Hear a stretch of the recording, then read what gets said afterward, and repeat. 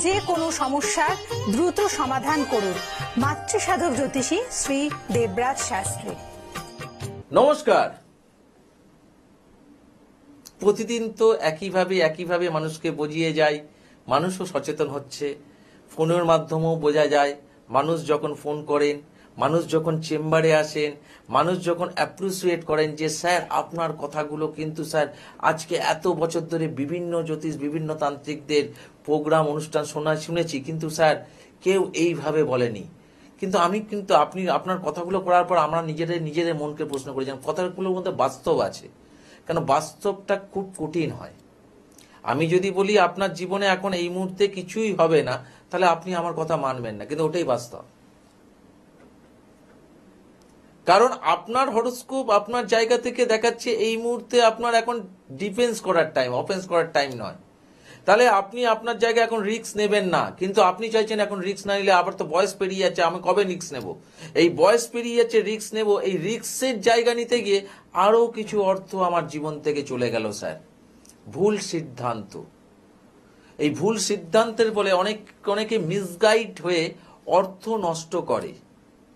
এই অর্থ অনর্থের মূলে এই কানেকশনগুলো কিন্তু তৈরি করে দেয়। কারণ আপনি তো জানেন না আপনার এখন এই কি কানেকশন চলছে, যেটাতে আমার ইনভেস্ট করাটা উচিত হবে কি হবে না। কারণ আপনার দ্বিতীয় পঞ্চম কানেকশন আছে, অষ্টম কানেকশন আছে, দ্বাদশ কানেকশন আছে। তাহলে একটা জ্যোতিষ তান্ত্রিক যিনি জ্যোতিষ সম্বন্ধে ওয়াকিবল, যিনি তন্ত্র সম্বন্ধে ওয়াকিবল, সে আপনাকে দেখে বলেই দিতে পারবেন খুব সাবধান, এই মুহূর্তে কোনো কিছু ইনভেস্ট করার আগে অবশ্যই কোনো ভালো জ্যোতিষীর পরামর্শে গিয়ে তারপর আপনি ইনভেস্টমেন্টের জায়গায় যাবেন, নইলে আপনার টাকাটা চলে যাবে। এই কথাটা তো শুনলেন। স্যার কেন যাবে? প্রশ্ন তো সবার কিছু পিছনে একটা কোশ্চেন চিহ্ন থাকে, কেন যাবে? এই কেন কথাটা কিন্তু অর্ধেক জ্যোতিষতান্ত্রিকরা খুব একটা বলে না, বা অনেক সময় তারা ওইগুলোর ব্যাপারে জানে না, তাই বলতে পারে না।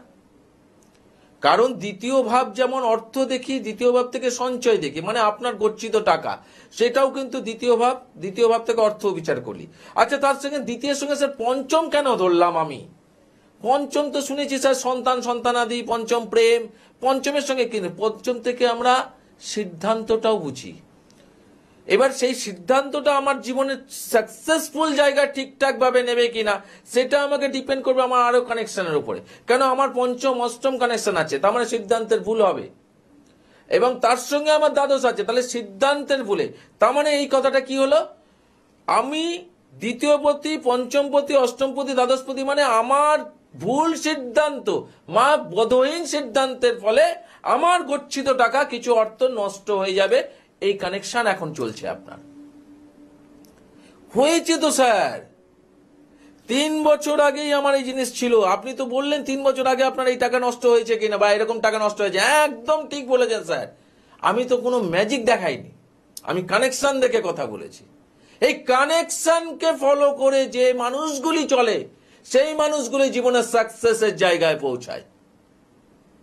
বাস্তব কথা আজকে আপনাকে বলে দিলাম, যারা কানেকশন দেখে এই জায়গাগুলো চলে তারাই জীবনে সাকসেসফুল। এই কানেকশন দেখে চলতে গেলে, এইবার স্যার আমার তো স্যার জ্যোতিষ জানি না, তন্ত্র জানি না, তাহলে আমরা কি করে বুঝবো স্যার কোন কানেকশনে কি কানেকশন? তার জন্য তো আপনাদের কাছে যাবো, এই আপনাদের কাছে যাবো, প্র্যাকটিক্যালি কথা বলেছেন, ভুল কিছু বলেননি।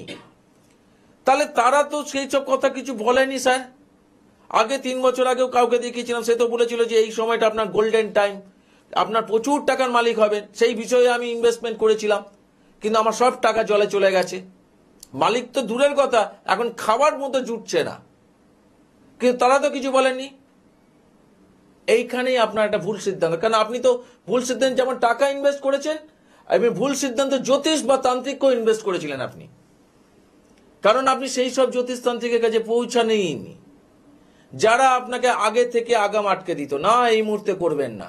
কেন সেই আটকানোর ক্ষমতাটা তো তার মধ্যে থাকতে হবে, অর্থাৎ তার জ্ঞানটা তো থাকতে হবে। আমি 2+2 = 4 জানি, কেউ যদি আপনাকে 2+2 = 3 বলে, আর আপনি যদি জানেন যে আমি কিছুই জানি না, 3 আর 4 কোনটা ঠিক, তাহলে এটা আপনার ভুল। আর যিনি 3 বলছেন তিনি তো স্মার্টলি 3 বলে দিয়ে বেরিয়ে গেলেন। আপনি বলবেন তাহলে 3টাই মনে ঠিক হবে, কারণ আমি তো জানি না 2 আর 2 = 4 হয় না 3 হয়। কিন্তু যিনি 4 বলছেন তিনি প্র্যাকটিক্যাল কথা বলছেন, কেন 2+2 4ই হয়, 3 হয় না। তাহলে সেই মানুষটি সেই জায়গায় ভুল সিদ্ধান্তের ফলে আপনার কিছু গচ্ছিত অর্থ তো বেরিয়ে গেল। শুধু গোল্ডেন টাইম, এই যে পিছনে দৌড়ান আপনারা, গোল্ডেন টাইম আমার জীবনে কি হবে, এই গোল্ডেন টাইম করতে গিয়ে আপনাদের গোল্ডেন হয়ে গেছে, ওটা এখন লোহ টাইমে পরিণত হয়ে গেছে। তার ফলে কি হচ্ছে, কিছু মানুষের একটা বিতৃষ্ণা, শ্রদ্ধা ভক্তি হারিয়ে গেছে। হ্যাঁ, এগুলো সব ফালতু, এইসব জিনিস কোনো কারণে, এটা আপনার ভুল। আমি আবারও বলছি, এটা আপনার ভুল। না গিয়ে যদি আপনি ভালো থাকতে পারেন, তাহলে আমি বলবো কোনো জ্যোতিষতান্ত্রিকের কাছে আসবেন না। দেখুন না, না গিয়ে ভালো থাকতে পারেন কিনা। আমি থাকতে পারবো না, আপনি কি করে থাকবেন? আমার কানেকশন আমাকে মাথা ঘোরাবে। আমার যদি এখন 2 দ্বাদশের কানেকশন থাকে, আমাকে ব্যয় করাবেই, সে আয় করাতে দেবে না। যত আয় করাবার চেষ্টা করবে ততবার ব্যয় করাবে। করে দেখান না। আপনি ভুল জায়গায় যাবেন, ভুল মানুষের কাছে যাবেন, ভুল প্রেডিকশন করবেন, ভুল প্রতিকার করবেন, আর দায় নেবে জ্যোতিষশাস্ত্র, দায় নেবে তন্ত্রশাস্ত্র। হতে পারে কোনোদিনও। আপনাকে গোল্ডেন টাইম বলেছে সেই ব্যক্তি বলেছে, জ্যোতিষশাস্ত্র তো বলেনি। তার শাস্ত্রগত জ্ঞান ছিল না, তাই যায় সে আপনাকে গোল্ডেন টাইম বলে দিয়েছিল। অত সোজা সাবজেক্ট জ্যোতিষশাস্ত্র নয়, অত সোজা সাবজেক্ট তন্ত্রশাস্ত্র নয়। এখন তো আবার কিছু জায়গায় শুনছি নাকি 2 মাস 3 মাসে নাকি জ্যোতিষ শেখানো হয়ে যাচ্ছে। তাহলে এরা যদি আবার আপনাদের মতো টিভি ম্যাচে বসে আবার তার কাছে যারা যদি বলে আমার কাছে আসুন আমি সব করে দেবো, তাদের কাছে যখন কিছু মানুষ যাবে তারা কি পাবে?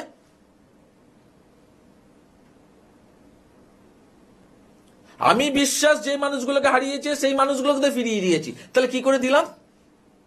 আমি কি কোনো ম্যাজিক করলাম বা ম্যাজিশিয়ান? আমি না। আমি জ্যোতিষ প্রেডিকশনটা জানি, আমি তন্ত্রে কিভাবে মানুষটাকে বের করতে হবে সেই সিস্টেমটা জানি। আর আমাদের এটা বংশ পরম্পরা রিলেটেড মহাশক্তি কবচ। কিন্তু মহাশক্তি কবচ দিলেই যে আপনার কাজ হবে এটা নয়। তার আগে আমি করি প্রেডিকশন। আমি দেখে নেব তাকে কোন পুটআপটা দিলে তার ডেভেলপমেন্ট হবে, সেটা দেখার পর আমি তাকে এই পুটআপটা দেব। তাই মানুষজন কার্যকারিতা পাচ্ছে। আমি তো কোনো মিরাকেল কিছু ঘটাচ্ছি না, আমি প্রেডিকশন দেখে নিচ্ছি। চাকরি চেষ্টা করছে, আমি বললাম এই মুহূর্তে হবে না। কি বলছেন স্যার? আমার পাশের বাড়ির ছেলেটার হয়ে গেল, আমার ছেলেটা কেন হবে না? হতে পারে ছেলেটার কানেকশন ছিল তাই হয়েছে, আপনার ছেলে এখনো আসেনি তাই হচ্ছে না। কি করে হবে? কানেকশন ওয়াইজ দেখলাম যে একটা অবস্ট্রাগল হয়ে আছে। এই অবস্ট্রাগলের কারণে 3-4 মাস 6 মাসের মাথায় একটা চান্স হওয়া যেতে পারে, কিন্তু পূর্ণাঙ্গ হতে আরো 2 বছর টাইম লাগবে। বলে দিই, যদি 3-4 মাস পরে যদি কার্যকারিতা পেয়ে যান তো ভালো, নলে 2 বছর ওয়েট করতে হবে। 2 বছর পরে আপনার একটা বেটা যায়, তাই পেয়েছে। 3-4 মাসে অনেকের হয়েছে, অনেকে 2 বছরের মাধ্যমে কার্যকারিতা পেয়েছে। স্যার কি করে বলে দেন আপনি এগুলো? স্যার আপনি তো আমার বাড়ির পাশে থাকেন না, যেভাবে অতীতগুলো বলে দিয়েছেন যে আপনার ছেলে কি করে, আপনার মেয়ে কেউ গলায়, আপনার মেয়ে কিভাবে চলছে, সব বলে দেন। বলে দেওয়াটা ব্যাপার না, তার জন্য শিক্ষার প্রয়োজন আছে, তার সম্বন্ধে জ্ঞানের প্রয়োজন আছে। এই জ্ঞান আর শিক্ষাটাই আপনাকে জায়গাটাকে তৈরি করে দেবে।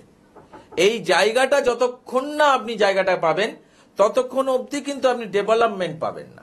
আমি কিন্তু বিরোধী কথা বা বিরুদ্ধে কথা বলছি না, আমি কিন্তু বিরোধী বা বিরুদ্ধ কথা বলছি না, কিন্তু আমি যেটা আপনাদেরকে বোঝাবার চেষ্টা করছি যে আপনার হরোস্কোপ, আপনার হাত, আপনার পজিশন বলে দেবে আপনি এই মুহূর্তে অফেন্স করবেন না ডিফেন্স করবেন।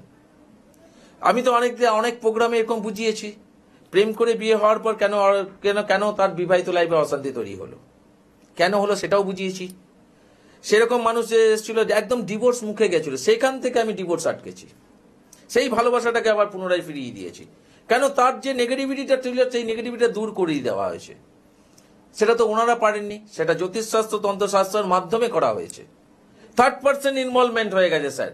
স্বামী স্ত্রীর মধ্যে 3rd-person ছিল না, আগে সুখ ভালো সম্পর্ক, এখন 3য় ব্যক্তি এসে আছে সংসারের মধ্যে ভাঙ্গন ধরিয়ে দিয়েছে, যেটাকে বলা হয় অবৈধ সম্পর্ক। এটা এখন মারাত্মকভাবে চলছে। এই জায়গা থেকে ডেভেলপমেন্টে অনেক সংসার ভেঙে যাওয়ার, সংসারকে জোড়া লাগিয়েছি। কিভাবে হলো? কানেকশন কাকে বলে দিল। সেই কানেকশন গুলোকে তো বুঝতে হবে, খাটতে হবে, বুঝতে হবে, তারপরে তো রেজাল্ট পাবেন আপনি। আমি যদি না খাটি, আমি যদি বলে দিই হ্যাঁ হ্যাঁ হয়ে যাবে, সব হয়ে যাবে, এই টাকা খরচা করলে সব হয়ে যাবে, কি হয়ে যাবে? সব আমি তো বাস্তব কথা বলি, কি হয়ে যাবে? আপনি আপনার টাকা খরচা করছেন, গচ্ছিত টাকা খরচা করছেন, তো কিসের জন্য? নিজেকে ভালো রাখার জন্য খরচা করছেন তো। আপনার তো ওটা উপার্জিত কষ্টের টাকার তো। তা উপার্জিত কষ্টের টাকা কেন আপনি ব্যয় করছেন? আপনি নিজেকে একটু ভালো রাখার চেষ্টা করছেন, তাই তো ব্যয় করছেন। সেই জায়গাটাকে ঠিক জায়গায় ইনভেস্টমেন্ট করুন না, ঠিক মানুষটাকে বাঁচুন না, ঠিক মানুষটার কাছে গিয়ে প্রতিকারটা করান না, তাই তো কার্যকারিতাগুলো পাবেন।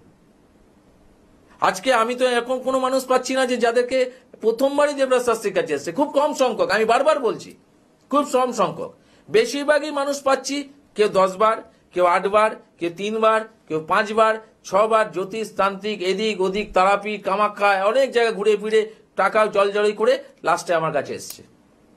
আবার এই মানুষগুলোকে আবার বলতে স্যার আপনি স্যার লাস্ট, আপনার কথা শুনে ভালো লেগেছে কিন্তু আপনি লাস্ট। আমি বললাম লাস্ট কি ফার্স্ট আমি জানি না, তবে এইটুকু বলতে পারি আপনার যে বিশ্বাস আপনার হারিয়েছিল সেটাকে আমি ফিরিয়ে দিতে পারবো। যখন সেই মানুষটা যখন আস্তে আস্তে সেই বিশ্বাসটা ফেরাতে পারলো, সেই মানুষটা বললো যে হ্যাঁ স্যার হয় স্যার, আমি মানি স্যার, আমরাই স্যার ভুল ছিলাম স্যার, আমরাই ঠিক মানুষকে চুজ করতে পারিনি, তাই আমাদের পয়সাগুলো নষ্ট হয়েছে। না হয়েছে সেটা তো আমি কিছু করতে পারবো না। কেন? আপনারা আবেগে দৌড়ে তো কিছু হবে না। আমি পড়াশোনা করব না আর আমাকে পরীক্ষার রেজাল্ট ভালো করিয়ে দেবে তার জন্য মন্ত্রপুত পেন একটা করলেই হয়ে যাবে, বা আমার বই খাতার দরকার নেই।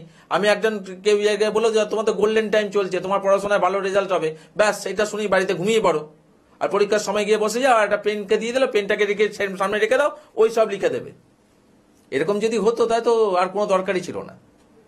কিন্তু এটা তো হয় না, এটা আপনারাও জানেন আমিও জানি, এটা বাস্তব নয়। আপনি খাবার খাবেন না, আপনার পেট ভরে যাবে অন্যজন খেলে, সেরকম তো এটা তো বাস্তব নয়। আপনার খাবার খিদে পেয়েছে আপনাকেই খেতে হবে। তাহলে যেখানে খাবার যখন খিদে পেয়েছে আপনাকেই খেতে হবে, তাহলে সেখানে আপনার সমস্যার জন্য আপনাকেই প্রতিকার করতে হবে। অন্য কেউ প্রতিকার করলে আপনার কাজ হবে না, বা আপনার জন্য যদি অন্য কেউ প্রতিকার বা অন্য কোনো জায়গায় রেখে দেয় সেটাও কাজ হবে না, আপনাকেই প্রোটেকশন করতে হবে। তাই আমি বারবার বলি, আমার জানা নেই ধারণচড়া সাফল্য কিভাবে কাজ করে। যারা গেছেন তারা নিশ্চয়ই আপনারা ভালো করে বুঝে গেছেন যে ধারণচড়া সাফল্য কিভাবে কাজ করেছে। আদৌ কাজ করলো না পয়সাগুলো জলে গেল, বুঝে নিন এবার আপনারা। বোঝার পালা এসছে আপনাদের। আর এখনো অনেক মানুষ এখনো সচেতন হননি। হবেন, সবাই হবেন, আস্তে আস্তে সবাই হবেন। আর হওয়াটা হবেন কি বলুন তো, অনেক কিছু হারিয়ে যাওয়ার পর আপনাদের জীবনে অনেক কিছু হবে। আর যাদের ভাগ্যটা একটু ভালো আছে তারা দেখবেন ঠিক অল্প কিছু হওয়ার পরেই তারা কোনো না কোনো মানুষের সান্নিধ্যে এসে পড়ে, এবং সেই মানুষগুলো ভালো থাকার ফলে তারা কিন্তু তাদের ডেভেলপমেন্টগুলো পেয়ে যায়। কিন্তু সবার তো ভাগ্য একই হয় না। কেন? আমি জানি আমার প্রোগ্রাম আপনাদের অনেকের ক্ষেত্রে ভালো নাও লাগতে পারে। কেন? আমার প্রোগ্রাম ভালো লাগলো কি লাগলো না সেটা নিয়ে কোনো যায় আসে না আমার। কিন্তু আমার টার্গেট হচ্ছে জ্যোতিষশাস্ত্রের বদনাম আমি করতে দেবো না, তন্ত্রশাস্ত্রের বদনাম করতে দেবো না। তার জন্য আমার একটাই বক্তব্য, যেখানে যাবেন, যার কাছে যাবেন, যাকেই ভালো লাগে তার কাছে যাবেন। আমি বলছি না আমার কাছে আসুন, যার কাছে যাবেন তার কাছে যাবেন, কিন্তু অতীত মেলাতে দিন তাদেরকে। পয়সা ভিজিট দিচ্ছেন আপনি, যে ভিজিটটা দিচ্ছেন সেটা কিসের জন্য দিচ্ছেন? তার কি জ্ঞান আছে কি না আছে আপনি যাচাই করবেন না? এটা করার অধিকার আপনার আছে। অতীত মেলাতে দিন, আপনি যে ঘটনাগুলো ঘটেছে সেগুলো মেলাতে দিন। এই মিলিয়ে যারা জীবনে জ্ঞান করেছে তারা কিন্তু কার্যকারিতা পেয়েছে, আর যারা এড়িয়ে গেছে, যারা অতীত মেলায়নি ভবিষ্যৎ দেখিয়েছে, তাদের কাছে কিন্তু প্রবলেম সৃষ্টি হয়েছে। তা এই বলে আজকে আমি যুক্তিতর্কের অনুষ্ঠান তো অবশ্যই করিনি, কিন্তু আপনাদের সচেতন করাবার চেষ্টা করেছি। কতটা করাতে পারলাম জানি না, যদি করতে পারি বা যদি সেই জায়গা থেকে যদি আপনারা যদি সচেতন হন, সেটাই আমার অনেক বড় পাওনা। আজকের মতো সেই বলেই আজকের মতো অনুষ্ঠান শেষ করছি। আবার দেখা হবে ঠিক এই সময়, এই টাইমে। আজকের মতো বিদায়, নমস্কার।